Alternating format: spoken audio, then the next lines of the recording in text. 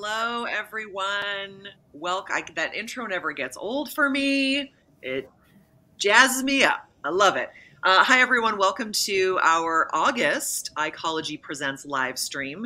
We had a little summer vacation in July, as everyone should, and we are back and back at it.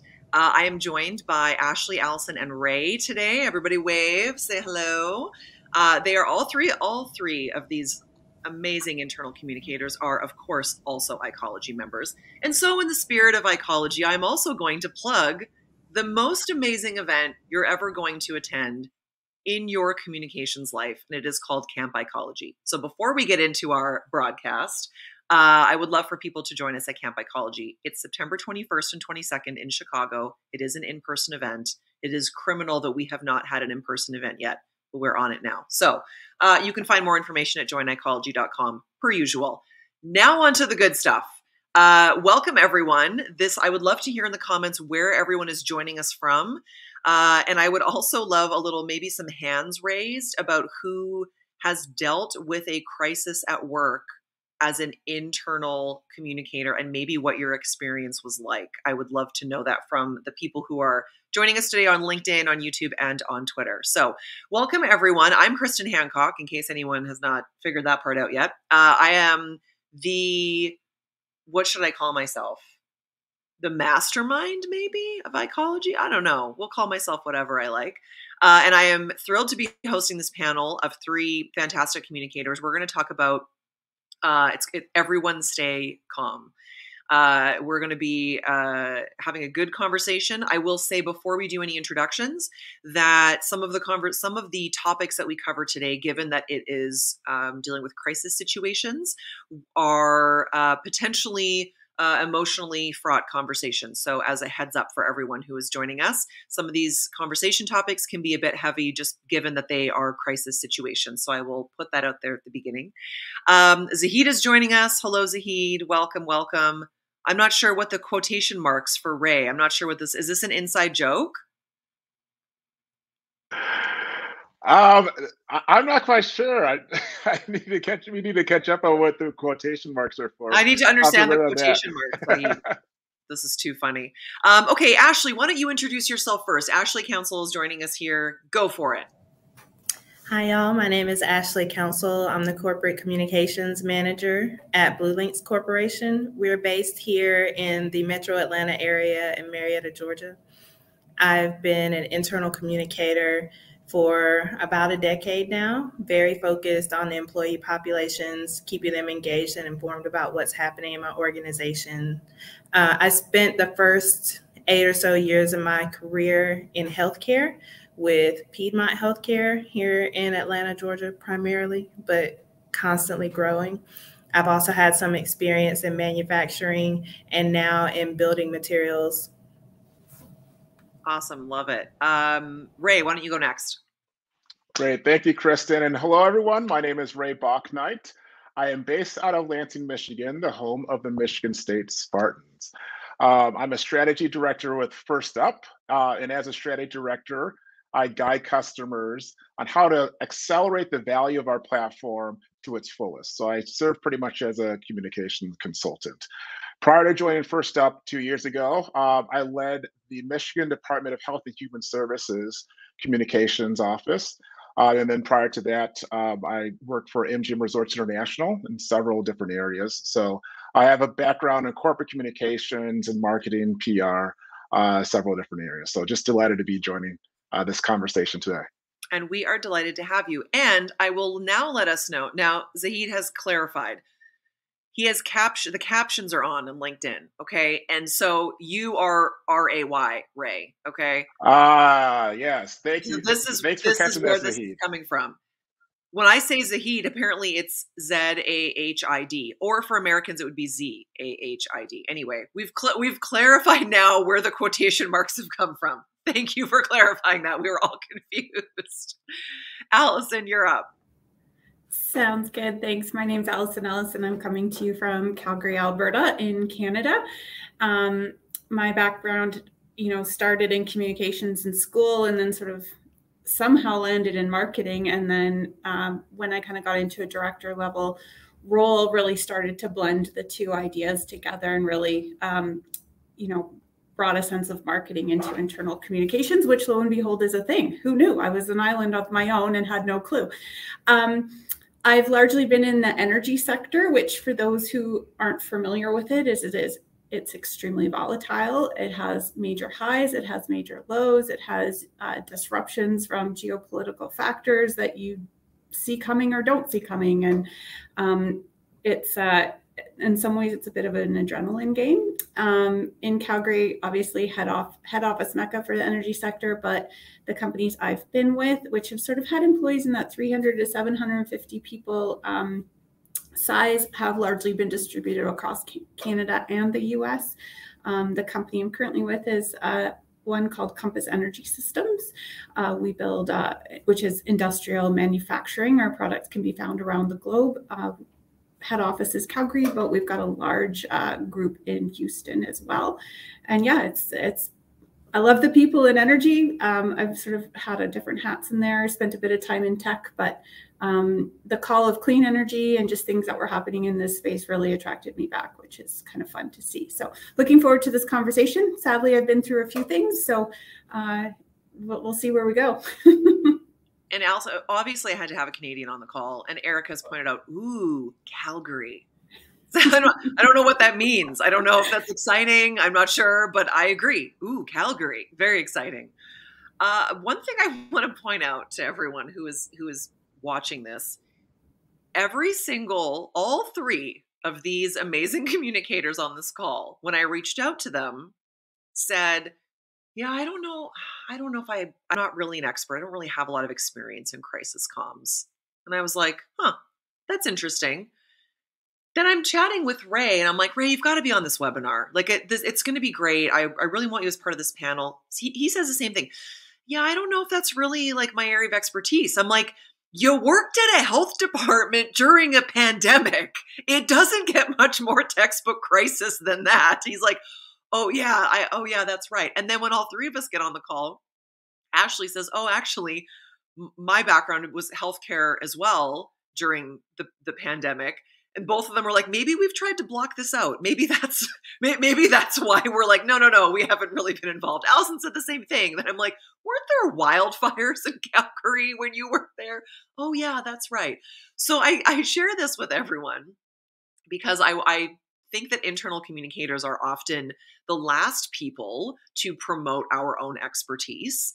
So that's part of it. And also, I think when we are involved in crisis situations, when you're in the thick of it, you might not use that language to call it that. And maybe that's a hesitation, right, wrong, whatever. But I think it's important for us to recognize that many of us have likely been a part of crisis situations from the inside of organizations, but maybe we just didn't call it a crisis situation, or maybe we've blocked some of that from what we want to remember from our professional experience. So the first point of conversation I want to start off with today is just that, is defining what do we mean by a crisis situation.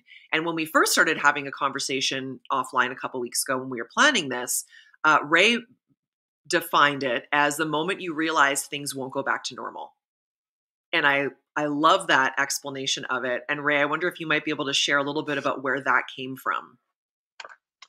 Yeah, thanks for that, Kristen. And I think you're 100% right. I'm still blocking out parts of the experience of fighting COVID and from a health department standpoint. Where that came from, it came from when we realized that COVID had arrived to the States and to Michigan. And the way that our team was operating, we couldn't operate the same way in order to inform the public of what was going on, inform our employees as well. So it's almost a new normal that when you realize, okay, and you have to recognize that point that you are in a new place, a new normal. And because of that, you have to begin to change your mode of operations. You need to change your priorities. And you need to change the way in which your team is working with each other in order to address the crisis. So that is one of the key takeaways for me. It's getting to a place where it's your organization and your team has defined, we are in a crisis and we need to change the way we are operating. How early would you say that happened for, I'll pose this question to all three of you. How early into a crisis or how late into a crisis would you say that moment has happened? I would say for us, I think related to COVID, I think I'll say there are a couple moments in which we came to realization we needed to change things. So there is when the state announced an emergency, right? And the state began to, when I say the state, all the key departments involved in the COVID response recognized that we needed to reorganize and address things. But then I remember there was a second moment when within our department and within our communications team, we began to take on the brunt of the responsibility to respond. So it's almost like at first the organization recognizing and defining the crisis, and then within the organization, the team that you're a part of, recognizing that. But I would say first for us, it was pretty early on in the stages of things because people recognized COVID was coming. And then secondly, I think it was probably weeks after that where we recognized, okay, the way that we were operating, we really needed to change things up. Yeah, and I will second Ray's notion that, there may be more than one point at which you realize that, because there's the knowing that this thing is happening, it's going on now. There's knowing what kind of responsibilities you're going to take in it. And then depending on the type of organization you're in, it's the response for people outside of you. So working in healthcare in the beginning, there were so many things that were constantly shifting and changing for our caregivers that, we had to be very rapid in our response as well. And those things just continue to change. And so I will agree that, yeah, there were these multiple points where we're like, okay, there's this thing called COVID. Wait, it's having a pretty big impact, not only in our communities, but definitely in our healthcare facilities as well. And so definitely agree with Ray on that point. Yeah, I think in specifics to COVID, I'm coming from I wasn't in healthcare. We were coming from our own business. We were in our own bubble. There was a sense of disbelief because I know kind of early around March 4th, started talking to the CEO and saying, like, this is coming. Like, I've got friends in healthcare who are, getting ready to hunker down in their homes for 2 weeks. And, like, are we ready? And there was a sense of like, well, I don't want to panic the team, right? And sort of like, wait. And then for us, we had, it sort of bubbled up. And to your point, just sort of happened overnight where a team member who just returned from Europe had a headache.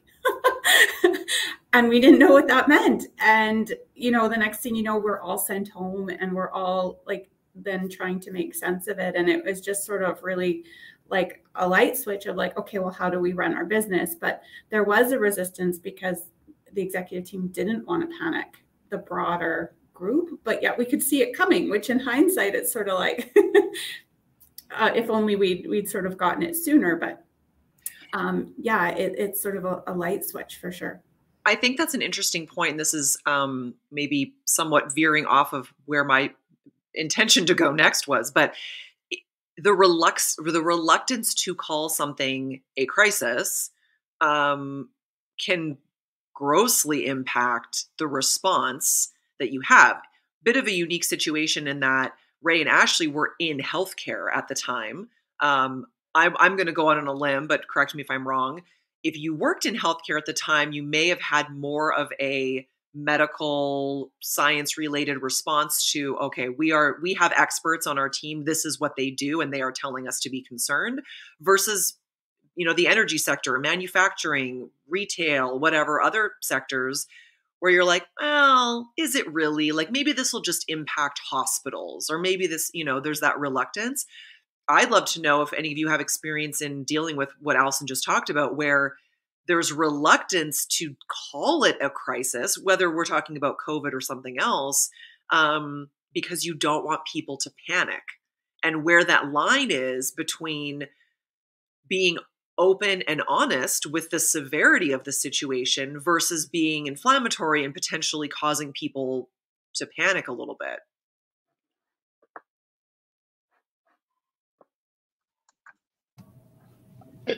In my experience, I wouldn't say there is reluctance. I think in public health, we err on the side of informing and letting people know what's happening rather than holding back information and being mindful that, oh, concerned that we're just going to cause panic.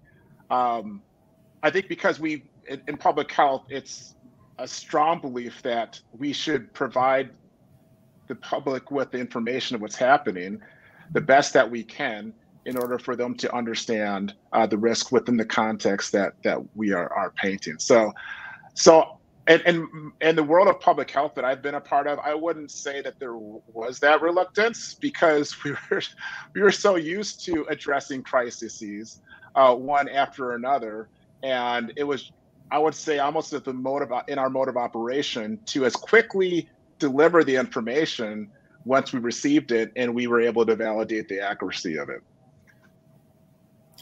Yeah, and I will agree with that, particularly when it comes to COVID. I haven't had direct experience of people being more reluctant, calling it a crisis, but I have heard from, my network stories of, well, our leadership believes wearing a mask is a personal opinion. Like that's a personal viewpoint that one should be able to choose.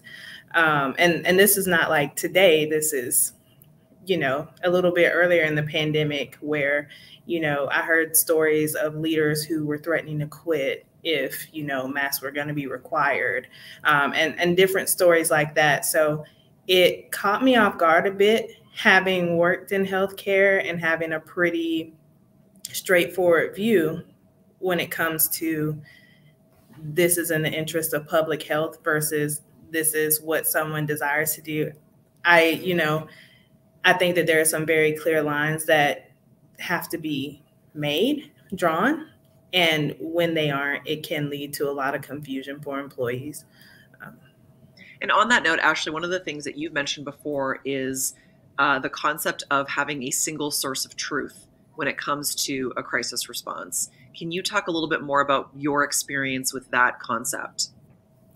Absolutely. So at Piedmont, there was a very strong desire to create a single source of truth where employees could go to find whatever answers they needed. And during my time there, we actually moved to a more modern intranet that served as that single source of truth even prior to COVID. So if there was a newsletter, it linked to the single source of truth most times.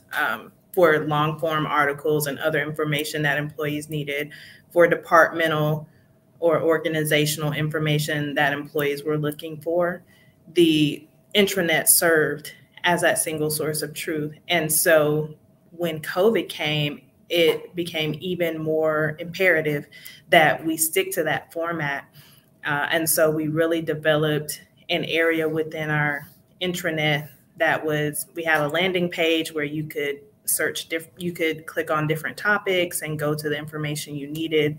And so having that for employees, particularly as, the ways that the processes that they needed to engage in were changing and evolving, sometimes daily, was super important because it allowed us the ability to transition that information as needed without a lot of interruption to the employees. Ray, I'm gonna ask you this because I think it's interesting now that you are working for a potential solutions provider for those kinds of situations. Are there customers that you are seeing who are employing this single source of truth mantra, I guess, and in their technology using platforms? Yeah, I definitely think that's the case. It's where's a place that individuals can go to collect assets and information that they need in order to carry forth their message.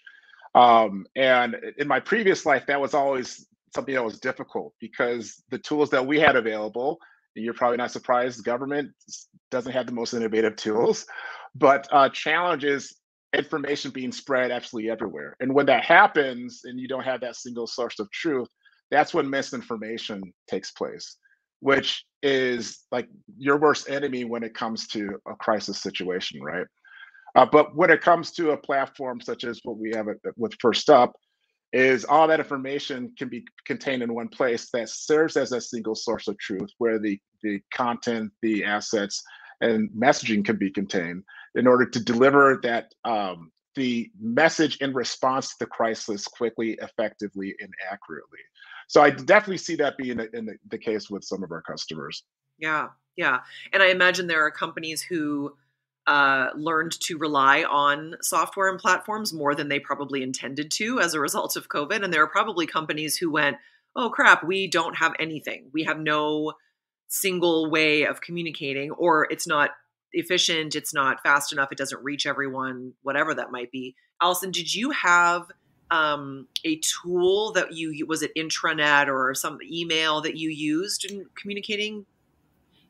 Yeah, no, absolutely. So in our world at that time, we had 23 branches or offices spread across Canada and the U.S., with many of our employees just operating out of a truck, often in remote locations where they were in and out of service areas. So relying on an intranet, while that's a critical tool in the toolbox, it can't be the main one, because otherwise we just don't reach these folks. So I think we started with a town hall call where we sort of got everybody on the line. The messaging came from the CEO, and then from there it became a CEO message daily at the start, and then we sort of kind of went every other day, and sort of would craft something based on sort of what had changed or what policies we had done. And he was our single source of truth. So he was, and we were careful, like it came from him. It came from his email. It didn't come from his executive assistant. It was him copying and pasting, and then, adding the things in, whether it was like, an EAP, like HR plug, for mental health support or childcare, or even, and then we also from there coached our senior leadership team on their teams. Like, here's what we need to do. Here's what you need to do. You need to understand the family situations. You need to understand if people are set up to work from home. Do they have childcare? And figuring those pieces out. But yeah, we really relied on email, and it was our CEO who was the voice. And then the other pieces supported it, and made it accessible, because not everybody was online. I would love to know from all three of you, and I would also love to know from everyone who is joining us in the chat, the fiery chat area here. Have you ever been involved in a crisis and looked back and said, we probably communicated too much? No. Okay. just checking. Just wanted to make sure if anyone was like, yeah, we just put out way too much communication. It was over the top. Okay. All right. All right. Any thoughts on that? Does anyone have any too much or too little communication experiences?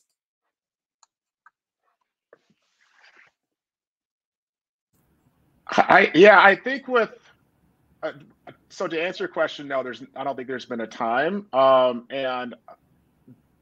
it's very challenging to communicate the level that your audience needs and deserves, especially related to something like COVID, where things are constantly changing. And I know we keep leaning on COVID, but I think a lot of us can relate to that and understand how 1 minute we were saying masks were not required. Next minute we were saying masks are required. Then all of a sudden the schools shut down. It's like one thing after another, after another, after another. CDC changes guidelines. So when the federal government announces that, then the states need to change their approach, then the local jurisdictions. So the challenge that I've seen in communications is, how do you remain consistent with the most accurate information? And that was, I think, the biggest challenge that our team had, is how do we update the website as soon as the CDC changes guidelines? How do we deliver to the public what those new guidelines are? And how do we also keep our advertising, but also our employees informed on what those guidelines are? So if they're receiving calls from the public, that they can be sure to inform them accurately. So that's why I don't think you can ever communicate too much, as long as you are communicating according to the accuracy of the information that you have. Okay, this just in, breaking news.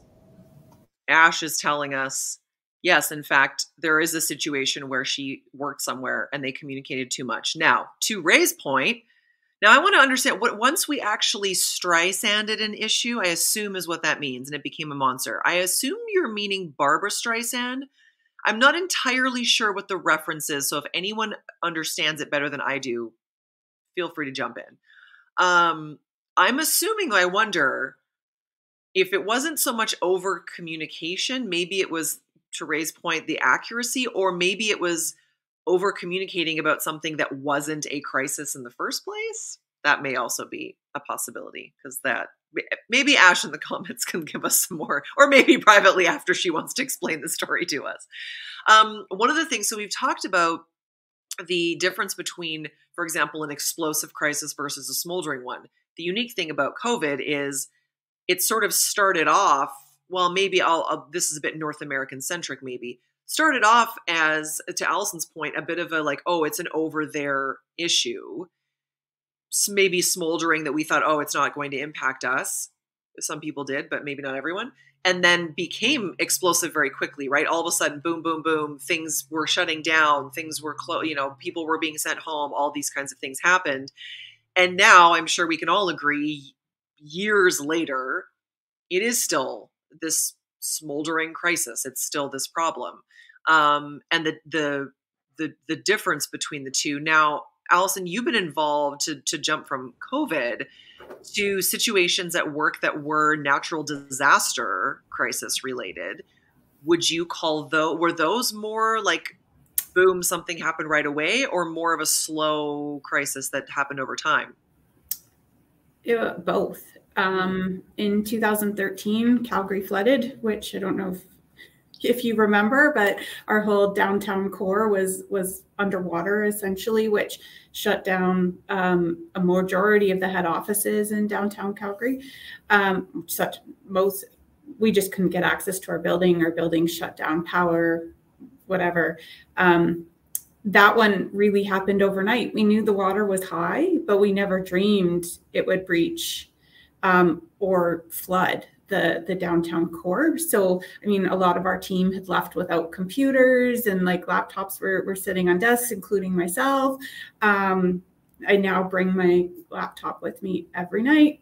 But we also went through the Fort McMurray wildfires, which were a huge thing, a huge chunk of that community. People lost homes. Several of our employees lost homes.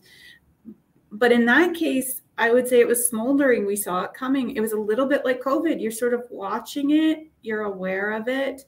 You're sort of ready to take action. We were communicating with employees, be safe, get out, exercise caution. And, for the most part, yes, it was a crisis and we had to manage it and we had to support those employees through that and sort of the branch. But with the flood, it was like business continuity, which luckily we had a secondary head office in Denver. So we sort of leaned on them. But then we did old-fashioned call trees. We had to check in on employees, make sure they were safe, made sure they had places to stay. And then make sure they had a way to get into the system. Because, it was 2013. So remote was available, but only a handful of employees, those who traveled, were sort of using it. So now it was, when COVID hit, we knew how to operate remote. It was sort of a non-issue in that regard. But yeah, I saw both sides where kind of overnight you're like, oh my God, we got to figure this out. And then sort of we saw it coming and sort of then could address it appropriately. And do you think that from those, it's funny you say, oh, now I bring my laptop home with me every night. Is that directly, are there lessons that the three of you have learned that are directly related to living through those experiences at employers? Well, I would say one of my first memories of Piedmont is arriving, and on my desk there was a little key fob, because at that time we needed it for remote access.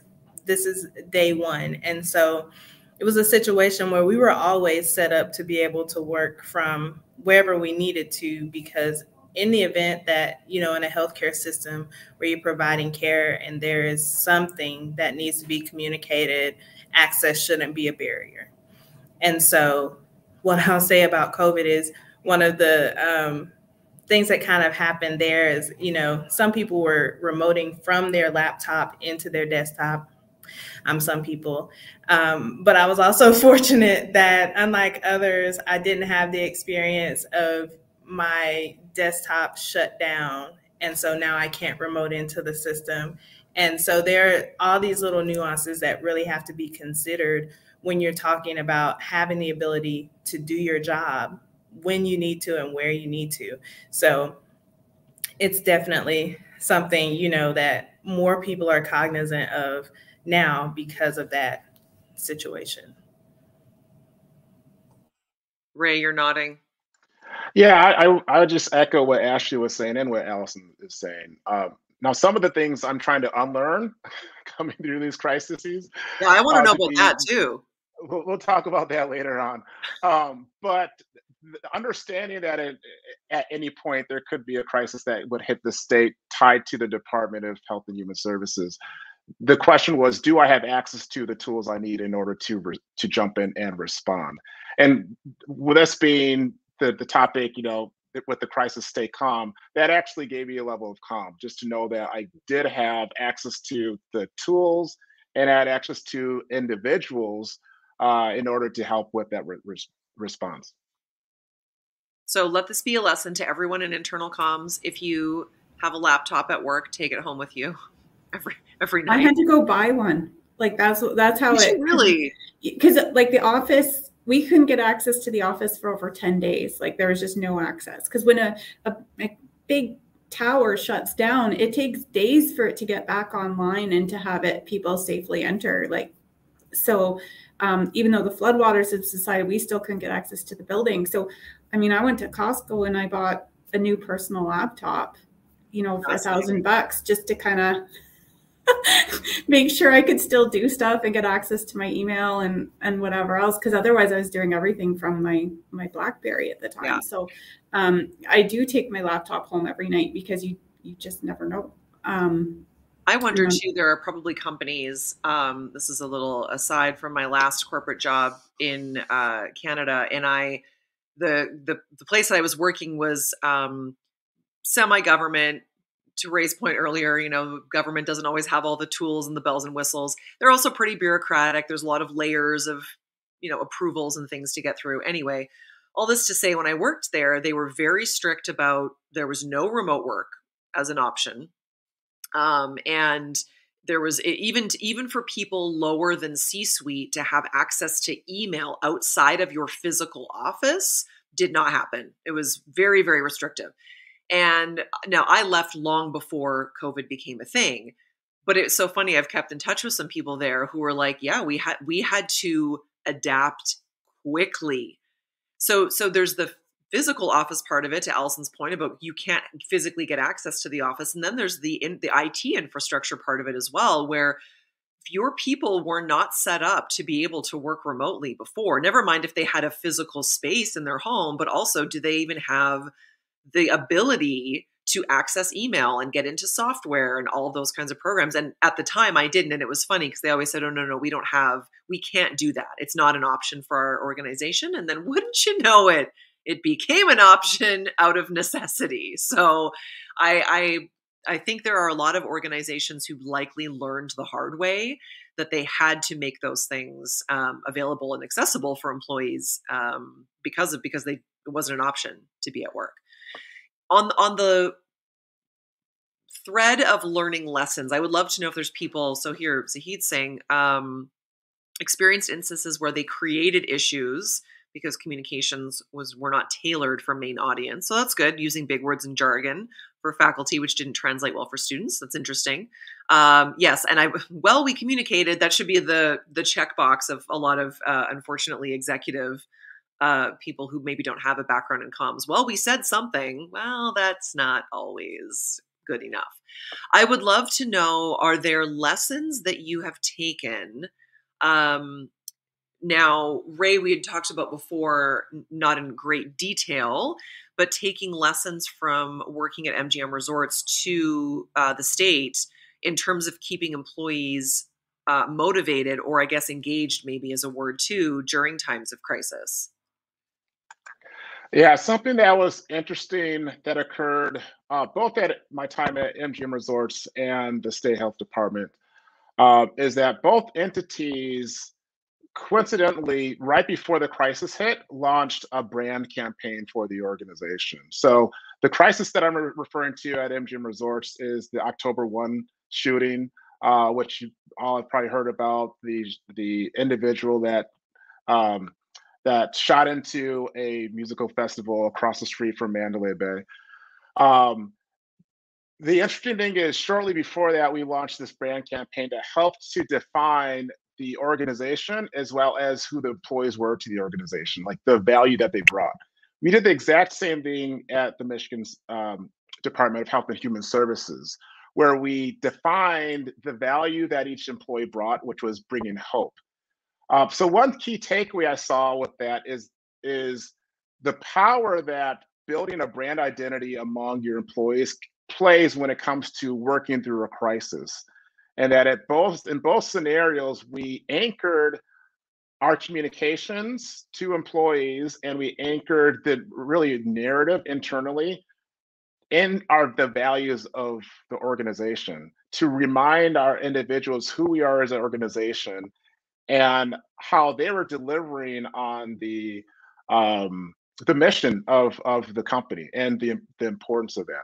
And I felt like that really was a motivator, especially when it came to the state and COVID, because we had framed this idea that we were bringing hope even before COVID. And then with the crisis, that became even more of a reality that everything we were doing, we were working to save lives and bring hope to individuals. And that helped. That was one way of keeping individuals motivated. Not to say a brand campaign entirely will do just that, but that was an interesting observation. So I would say a takeaway is consider what your internal narrative is for your employees right now, so you're not catching up during a crisis trying to define who they are. You have well defined who they are before that crisis hits, so you're just reminding them as a motivating.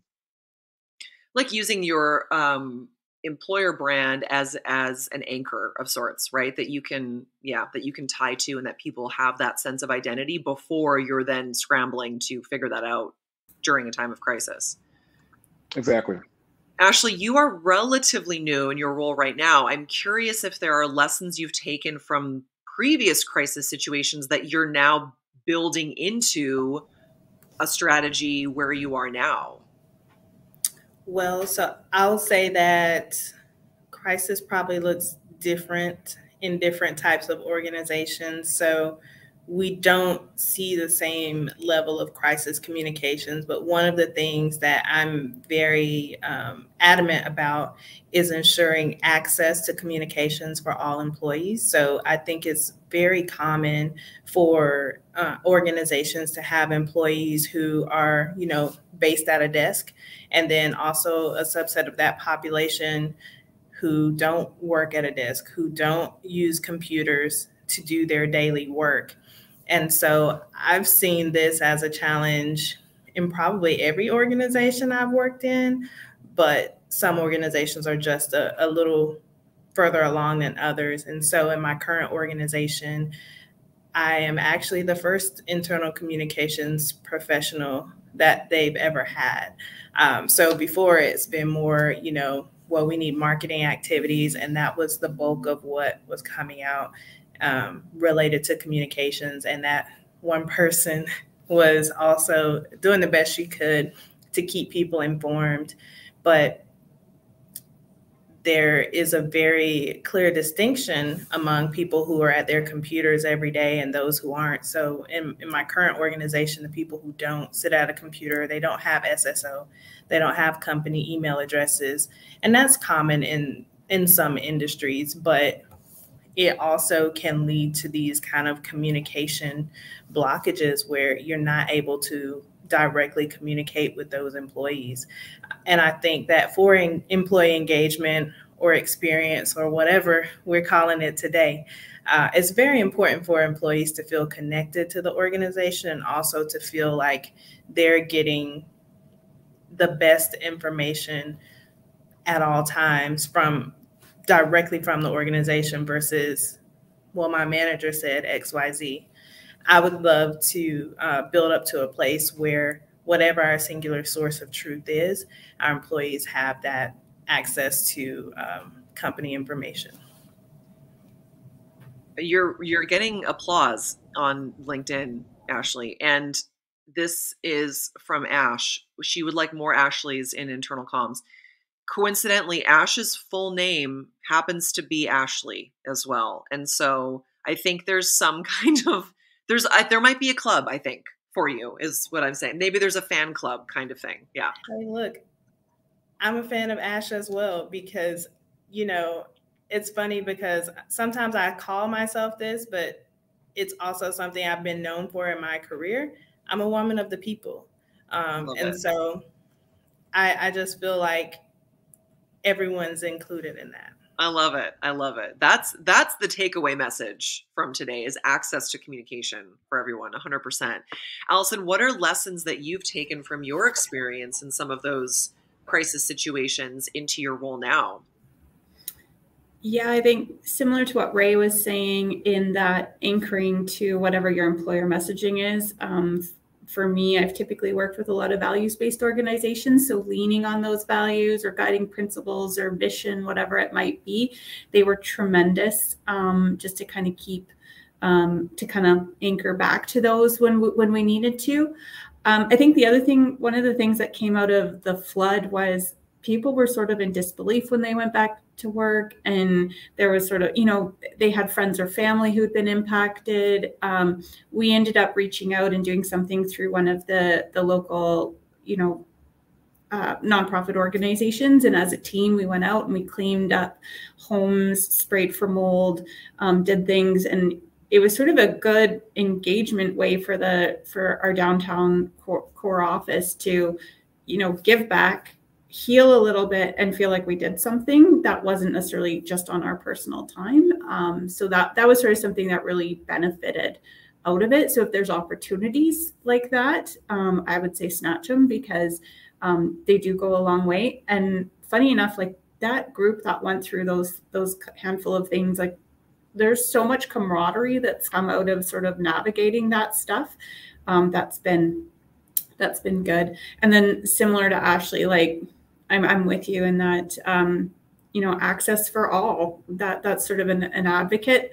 I'm with an organization that launched an intranet with the thinking of giving access to all, but actually what ended up doing is we just created a really poor user experience. So I'm sort of rethinking that and sort of how do you get content to or messages to those employees who don't have an email or don't have the best access, and really looking at who their personas are and sort of what drives them and what's the best tools for them. So those are a couple of things. I'm curious when you talk about the giving back part of it. It's funny, one of the topics that I want to bring up in a couple of months is employee philanthropy and employees giving back. But I think we would be remiss if we did not talk about the impact that working through a crisis situation has on internal communicators who are tasked with communicating the messages, right? So you may not be the medical professional directly involved in making COVID recommendations, but you are tasked with sharing those recommendations with everyone else, right? You might not be the person, tasked with the logistics of a crisis if there's a mass shooting in your workplace or if there is a wildfire or other natural disaster, but you are the person who's tasked with sharing the messages about that after the fact or during the situation. So what are the ways that communicators can take care of themselves during those times? And I will also add to that question, maybe there are situations where you acknowledge you did not take care of yourself and what you would have done differently.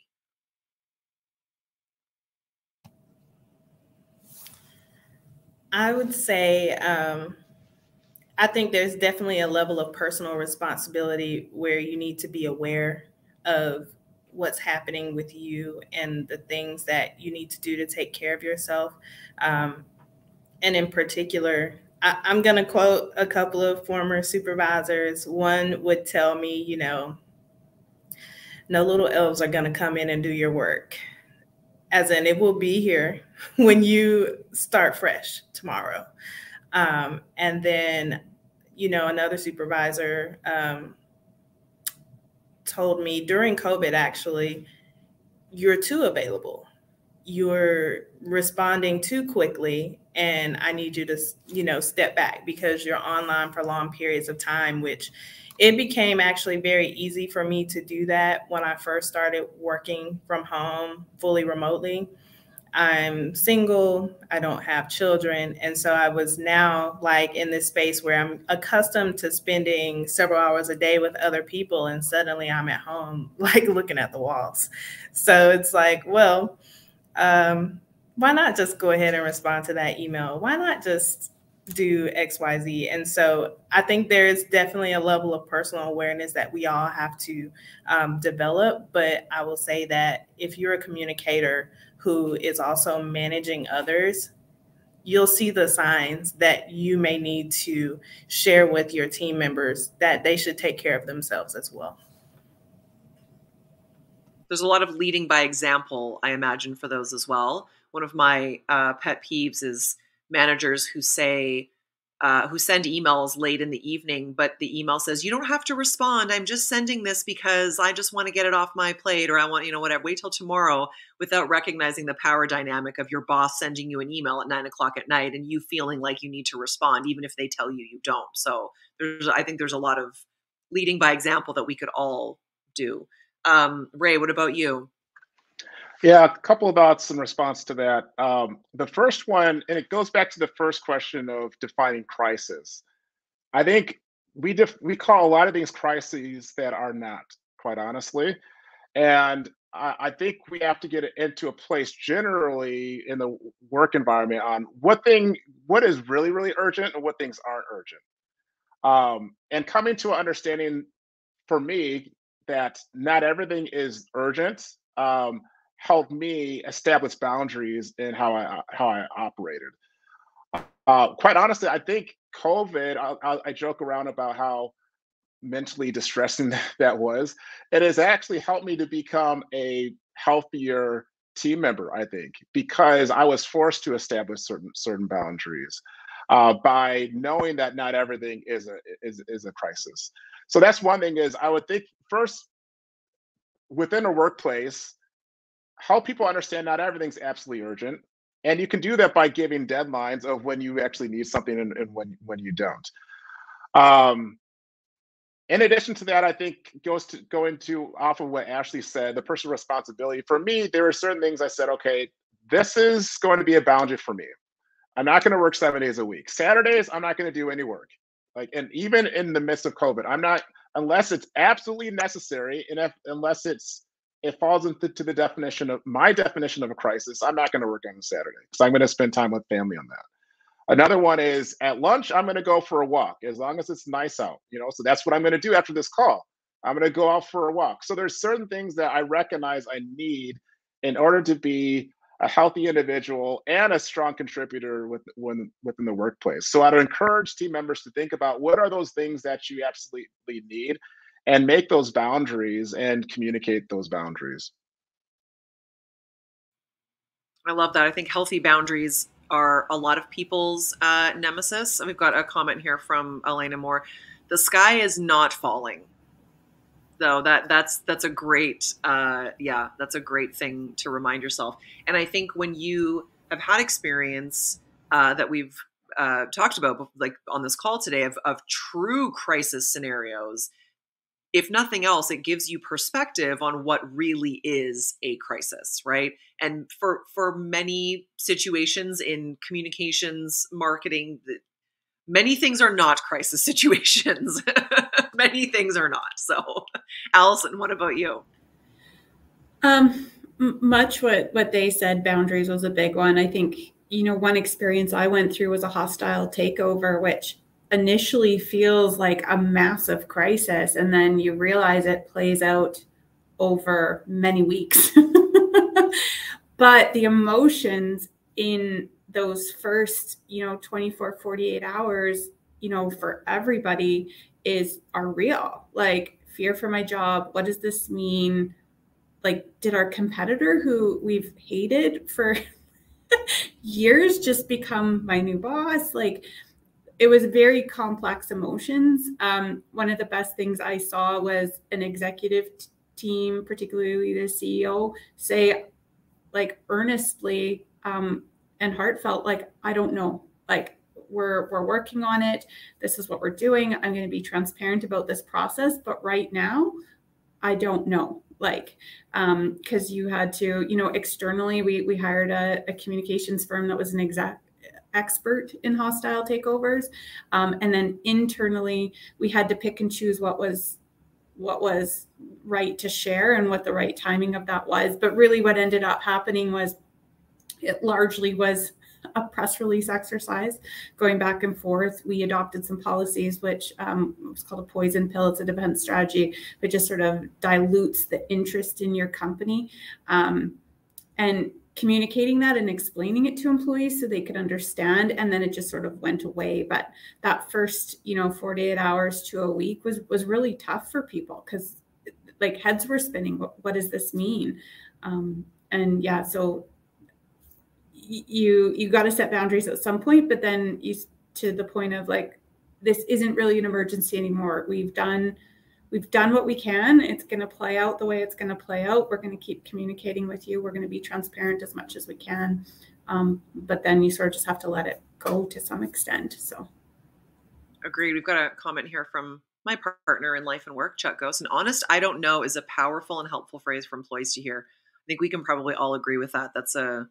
It's a simple phrase, but the honesty of it is helpful and also communicates that you've been heard, right? If you ask a question and someone says, I truly don't know the answer, then at least they know that you have heard the question that came across. So I will thank all of you for being part of this. This is an amazing conversation. We've recorded this for Ecology members. So if you are an Ecology member, you will have access to this in our community shortly, hopefully later today. Ashley, Ray, Allison, it is a delight to have these conversations with you. I know they are not easy. This is one of our less lighthearted conversations that we've had. So I appreciate you all being vulnerable, being honest, and sharing your experiences for other communicators. I know everyone has learned so much from this. So we will have another Ecology Presents session in September. Until then, thank you all very much. Thanks to everyone who joined us today, and enjoy the rest of your week. Take care, everyone. Bye. Thanks, Kristen.